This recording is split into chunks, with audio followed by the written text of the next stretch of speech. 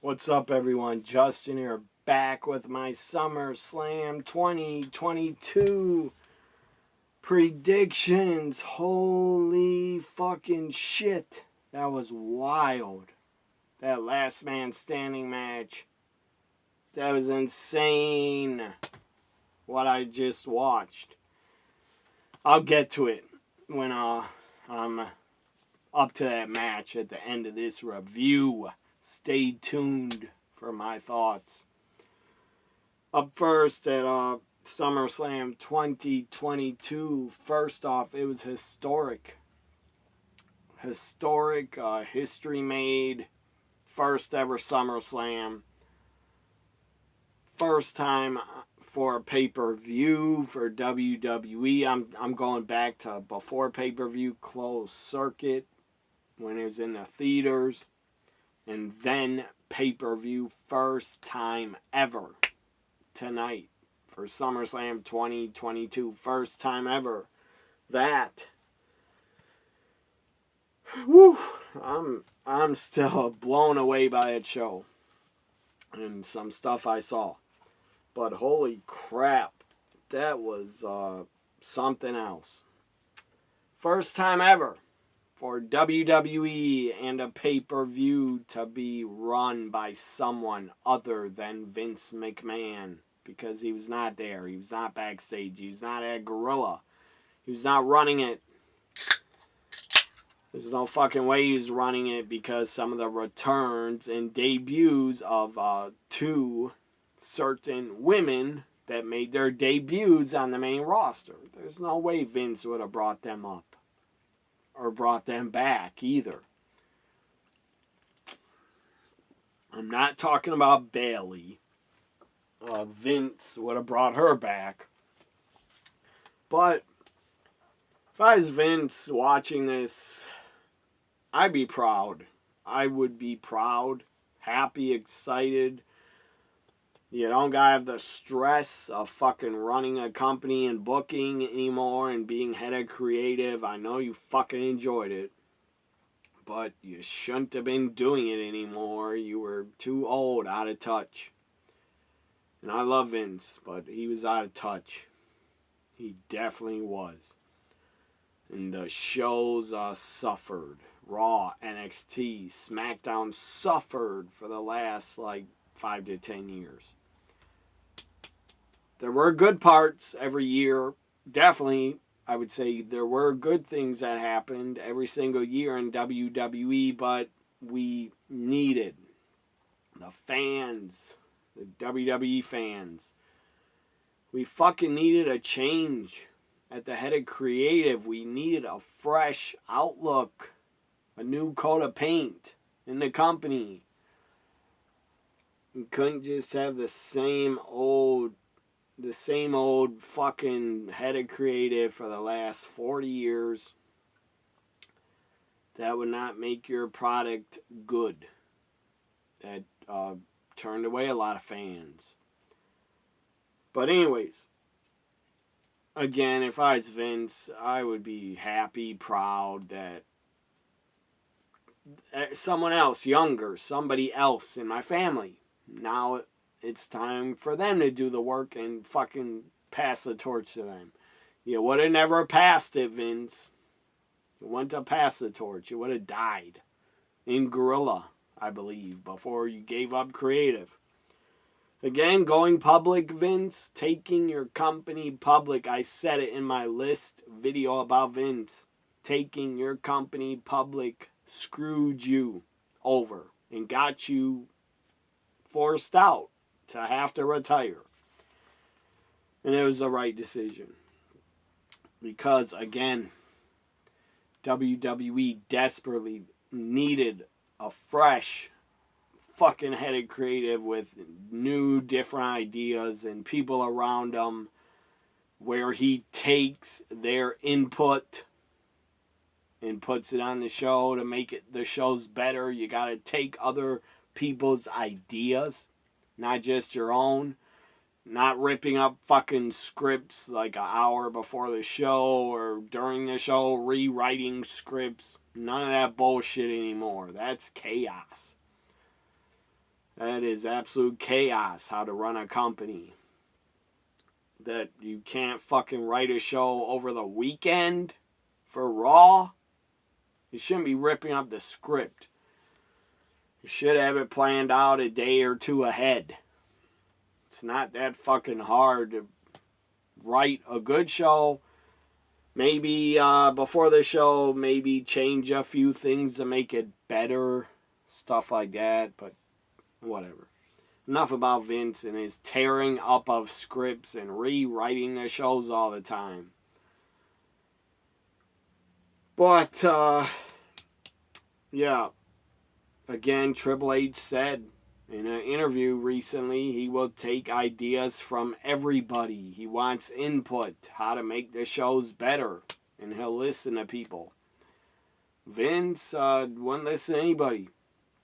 He wanted it his way because it was his company. And fucking Bruce Pritchard was a kiss ass and wrote the shows, helped Vince, or would book the shows or write them to keep, booked them or wrote them the way that Vince would like them, to keep Vince happy. Just a yes man. Just like fucking Johnny Ace, and fuck that guy. I'm glad he's out of wrestling. I hope he's never hired by any other company. He probably will be. Who knows? I don't know. But he shouldn't. He has no good ideas. Johnny Ace. Bruce Pritchard can go away, do his podcast. Maybe still get to work on the creative team. I don't know. But again, Bruce and all the writers, they were just writing for what Vince liked and what they thought, let's write this for Vince, he'll like it, and it will get on the show.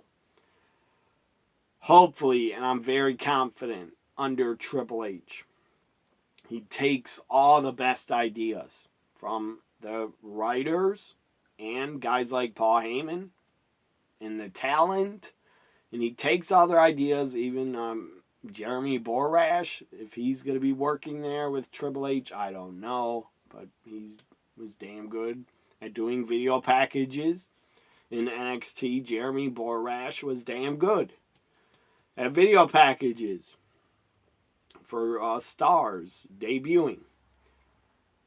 So, yeah, as I said, hopefully Triple H will take all the good ideas, put them on the shows, from ideas from the talent, from the writers, from Paul Heyman, from maybe his wife. I don't know if she'll have any good ideas, but maybe she could. And the agents, Gregory Helms, Abyss, Jamie Noble, Daivari, TJ Wilson, agents, maybe. Also, they'll have a lot of creative ideas for Triple H. And I loved what I saw. The first ever SummerSlam under a new head of creative. I fucking loved it. Not every match, but I absolutely loved a few things he did. The main event, Last Man Standing, I loved that fucking wild mess, train wreck. Not a mess, but just insane, out of control match that I didn't know what the hell was going to happen next.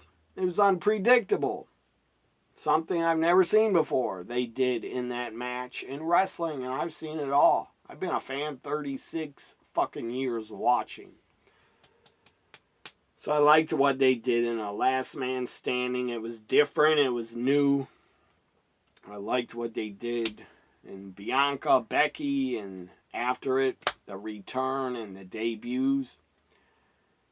And I also liked what they did Liv and Ronda. I liked the finish.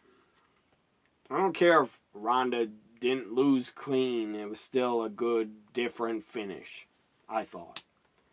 So, again, I didn't watch much of the kickoff. By the way, tomorrow's Ric Flair's last match pay-per-view. I already ordered it, so I will review it. Might even do a reaction to Ric Flair's final match. I'm afraid, never mind, I won't bring up about Ric Flair's age, and I'm afraid for him, and I'm not afraid for him, but whatever. This is about SummerSlam. I only watched the last 30 minutes of the kickoff. They had the kickoff panel outside, and nobody was around them. That was kind of weird, but everybody wanted to get in the stadium. SummerSlam kicks off. They announce it's Becky Bianca up first, and the crowd in the stadium looked great. The setup, the production, it looked great. How it was set up outside. The sun was out, blue skies. It was a beautiful night, and it looked damn good for a wrestling show to be outside with good weather. I always enjoyed outside stadium shows.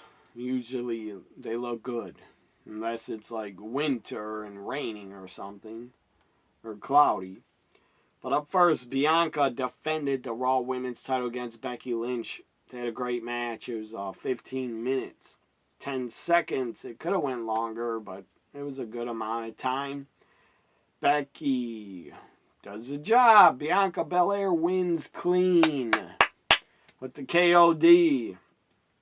Also, Bianca hit a Spanish fly on Becky off the second rope. That was awesome, and a lot of other awesome spots happened. But Bianca Belair wins and retains the Raw Women's title and still Raw Women's champ. The EST of WWE, Bianca Belair, and after it, music hits, it's Bayley. It might be time to get Bayley a new theme song. That one's kind of lame and generic, but Bayley comes out. Why not get her a new theme by Hayley Williams, a singer of Paramore? She's a fan of hers. Maybe they can, Paramore or Hayley Williams can make Bayley a new theme. I think that'd be good. Because their theme now is generic. It's like if you created a wrestler in WWE 2K and just picked generic music for your entrance. That's what Bayley sounds like. So Bayley comes out, gets a big pop. A lot of fans are excited to see her. My God, she looked good in all white. She looked absolutely fine as hell. But goddamn, Bayley's a great wrestler. And she's also fine. Sexy woman. My God. So Bayley comes out in all white, staring at Bianca. And Becky and Bianca, after it hugged, no turn by Becky. They hugged it out like they really respect each other and are friends now. Bayley's standing at the ring and Bayley's outside, and then music hits. It is Dakota fucking Kai. Dakota Kai's back. She's back, and I loved this. Loved seeing Dakota Kai returning back. She was released, I think, March or April she was released. February, I'm not sure. But she was, I actually thought she did not decide to re-sign. So she was gone. Didn't want to be back in NXT 2.0 jobbing to every other super young green female wrestler that they're trying to bring in. And I don't blame her for not wanting to job to them and just do nothing there. Just sit there to job and put over younger talent and help them and train them. I wouldn't want to do that. If I was still in my early 30s, I would still want to be on TV wrestling and having something to do that matters. And my God, bringing Dakota Kai to the main roster, that fucking matters. That's a big fucking deal. In my opinion, it's a big fucking deal for her and for me as a fan. Because I'm a fan of Dakota. Always have been. I watched her stuff in Shimmer, Stardom, before she was signed and came in for the Mae Young Classic. I was a fan of hers then, when she was Evie. So happy to see Dakota Kai back. And hopefully she's re-signed. And hopefully the deal in the contract, it's for the main roster. If Vince is no longer fucking there, thank God, because he was out of touch. And I always respect and love Vince for what he created, but the guy was out of touch. If Dakota and Io would have been caught up under him, he would have just sent them back down or booked them terribly. He would have booked them like shit. And then he would have just sent them down, or they wouldn't have been booked. Or if they were booked on Raw or SmackDown, he would have had them jobbing like he was doing with Shotzi. And Xia Li, my God, Vince never even used Xia Li, barely. Hopefully that changes under Triple H. Shotzi and Xia, I hope, get pushes. And Sonya Deville. But Dakota comes out. Pretty good reaction in the beginning. Then after it, I think a lot of the stupid fans didn't know who she was because they never watched NXT. I don't know. But I followed the Black and Gold a lot. And I saw every match that Dakota Kai had in NXT. She had a good run until 2.0 showed up. Hopefully Triple H gets rid of that shit in the colors and goes back to Black and Gold. And books it better. Or has Sean book it better, where you don't have fucking green new talent that has to wrestle on live TV. That's not ready. So then, after Dakota, Io Shirai's music hits. I fucking love Io. I love Dakota. I love Bayley. It looks like they're in a faction. They go in the ring together. I almost thought for a second, Io and Dakota are going to turn and beat up Bayley. But they did not. They stood with her. And Bayley is talking trash to Bianca, saying, you think I'm stupid? I would show up with no backup. I got these girls or these ladies with me. I don't know if they're going to have a name for their faction, but it would be great if we could have a new 4 horsewomen. If eventually, I don't know, Charlotte comes to Raw or joins Bayley, or fucking Sasha comes back and joins Bayley. And a new 4 horsewomen. Io, Dakota, Bayley, and former 4 horsewomen, Charlotte or Sasha. Or a new woman for Bayley to call them, we are the 4 horsewomen. Or the new 4 horsewomen. Under Vince, what the fuck, Vince? How could you never have the 4 horsewomen in a fatal 4-way? Never. At a WrestleMania. That is a disgrace. And that shows you, Vince, you were out of touch as a booker. To not book the 4 horsewomen of WWE on a WrestleMania against each other. So that was just so great. My God, it was so great. It made me so happy to see Dakota Kai on the main roster. Io Shirai. Io was going to leave. Again, Dakota was released. Fucking morons decided to release her, just like you were stupid. I don't know. I guess it's Vince's call to release Dakota and Scarlett and Karrion Kross. That was stupid. And the Iconics, you shouldn't have released them. They were good fucking talents, and Triple H got them over in NXT. So, again, my God, thank you, Triple H, for being head of creative. Thank you for bringing back Dakota and Io. Again, Triple H takes care of his NXT kids. He fucking takes care of them. Io was rumored to leave. She did not want to re-sign. But look what's happened. My God, Triple H is taking over, head of creative. EO and him probably talked. And he was like, I want you on the main roster. I need you. Please come back. I'll send you a contract. And I promise that you will not be booked bad. And thank God for Triple H and Power. Because hopefully some of the talents that were released get to be on the main roster again and booked to their full potential. You got to bring back Scarlett and Cross. You got to.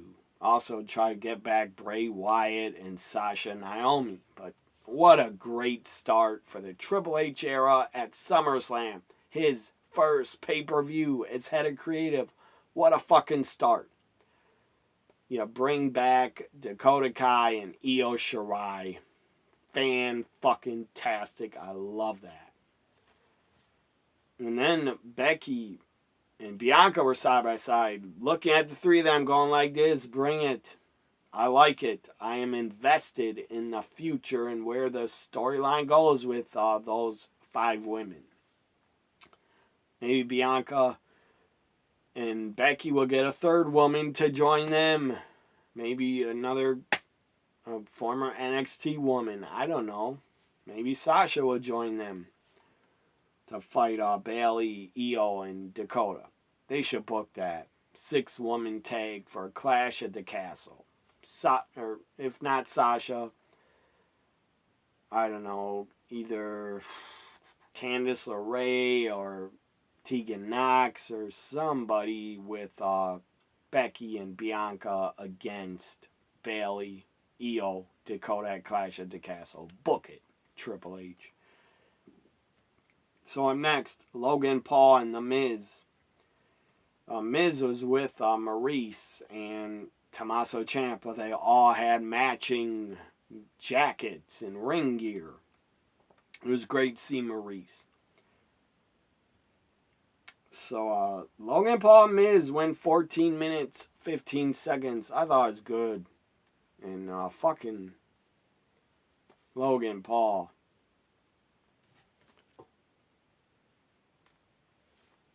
Logan Paul.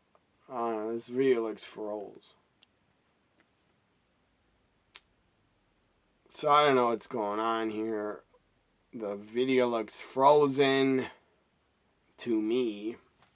So I'm going to have to stop it and do a part 2.